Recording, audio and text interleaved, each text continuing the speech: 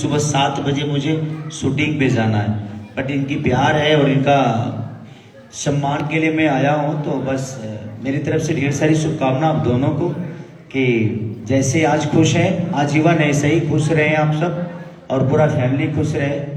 तो मुबारक हो तुमको ये शादी तुम्हारी, सदा खुश रहे तुम्हारी हमारी। बस थैंक यू, इसी शुभकामना के साथ थैंक यू सो मच।